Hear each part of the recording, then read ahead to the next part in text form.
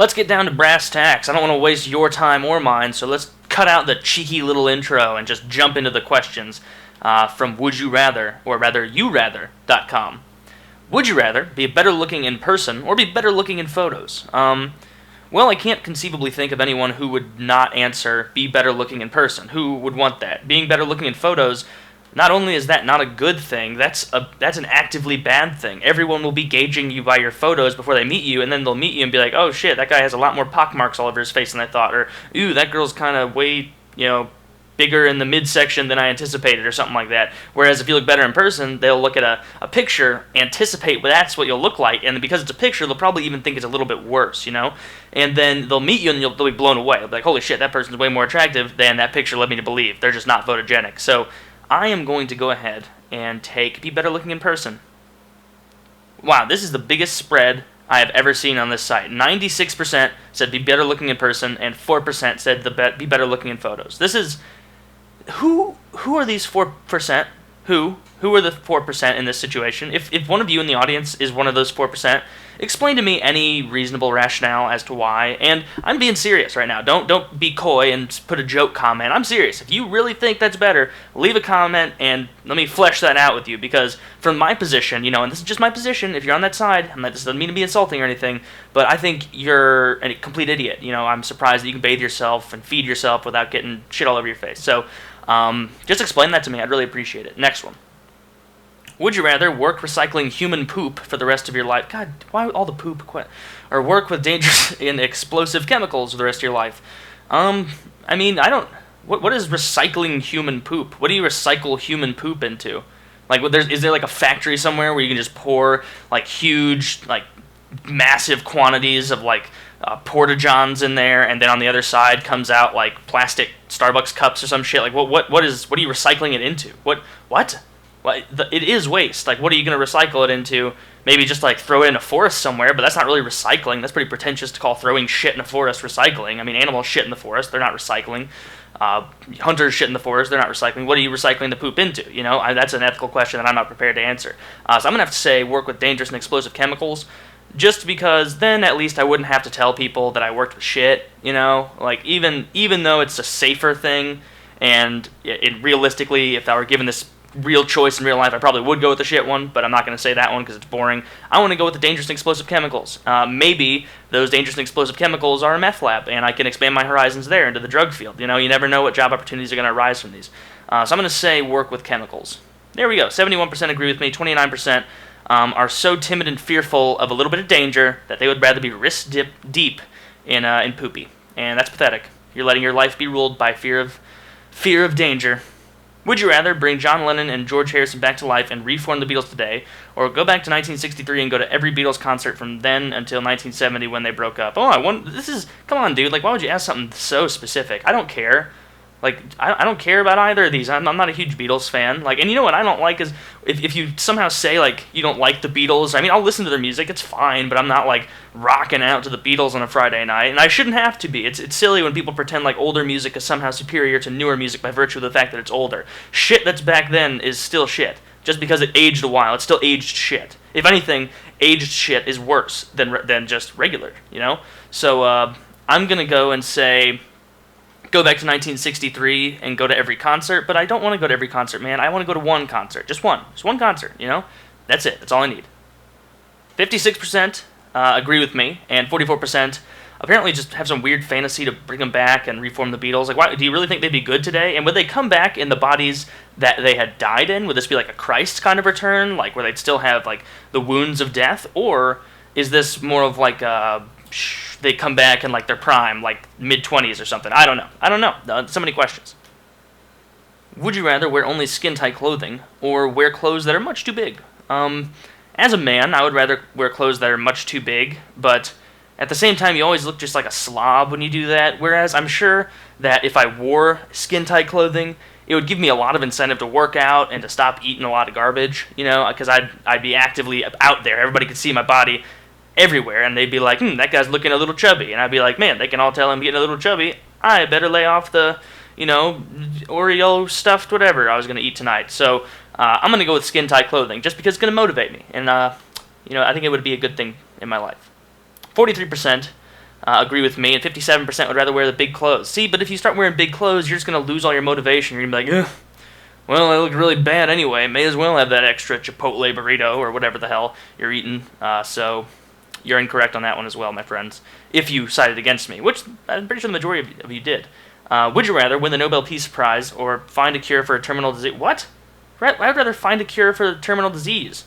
Who is so incredibly just selfish that they're like, yeah, I would rather have the award. I'd rather have that Nobel Prize. You want me to solve cancer? No, sorry, I can't. I want my prize, and that's gonna sit really nice over my mantle. You know, I can put it on my desk and turn it towards people so they're impressed when they walk in. Is that Nobel Peace Prize? That's Nobel Peace Prize. Yeah, no, don't be impressed. But God, this is disgusting. You're a sick fuck if you win the Nobel Peace Prize, and 14% of you are sick. 86% of us, we can sit on our high moral pillars and sneer down at you and look down our noses for you wanting a prize like that. Disgusting. I can't. Where do you get off, sirs and ma'ams? Only a B for humanity on this one, and 86%. Shame. It's a damn shame. Would you rather be dangled over the edge of a cliff or be forced to public speak? What? Who's be forced to public speak? I mean, if anything, like what I do on YouTube is kind of public speaking, but it's harder and easier in a way because, for one thing, well, first and foremost, I would rather publicly speak because I really don't have a problem with it. In fact, it's harder to do this in front of a camera than speak in front of people in a lot of ways because you don't have that energy, you don't have that that emotional just feedback and the reciprocation you have with a webcam. Because when you're talking to someone like that, you can like read their vibes, like a crowd of people, and kind of meander around and say different things depending on the kind of feedback you're getting. But online, you don't really have that, and you have to kind of muster up this enthusiasm. When in actuality, I'm honestly, just imagine this. I'm a dude, and I move my hands around when I do these videos too, just sitting in a room with all the lights off too, and all the air conditioner off, so I'm sweating, and just yelling at a little computer pretty much. Like, that's what it is. So I'm gonna say be forced to public speak because it's not too bad. It's really not. And if you do have a problem with public speaking and you get nervous, I would encourage you to go and try public speaking. Next time you have an assignment in class or something, and they're like, oh, we need one person in the group to do the presentation portion. Just be ballsy, take that section and just go for it. And I guarantee if you prepare yourself, it's going to be really rewarding. You know, it's good to feel like you did something really well, and public speaking is like that because you can feel as you're doing it how well you do, you know?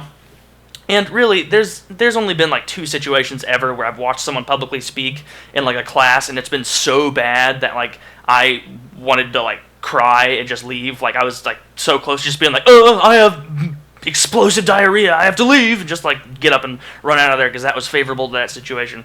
But I haven't answered Would You Rather in about a minute, so I gotta get on that. Would you rather be blind or be dumb?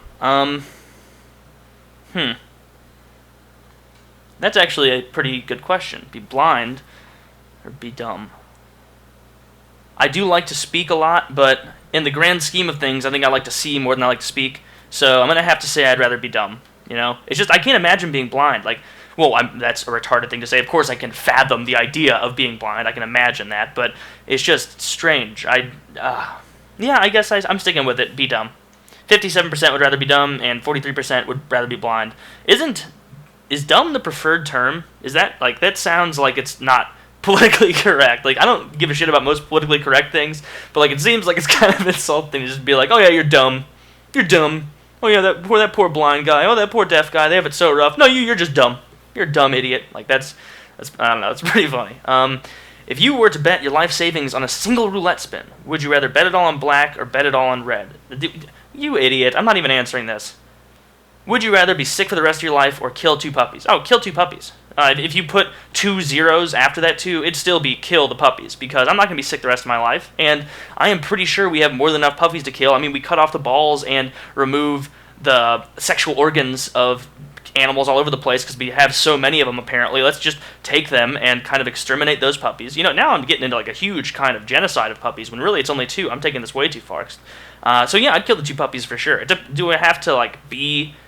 Like, do I have to physically kill them, though? Because that kind of... I would still do it, but it would be a lot less pleasant. Like, I was thinking more of like I could just, like, press a button and it's like, boop, two puppies are dead somewhere, and now I'm not sick. But if it's something like, here's a ball peen hammer, and I have to go out, like, on a porch and be like, just hold still, and just, like, kill the puppies, still do it, but that would be a lot messier.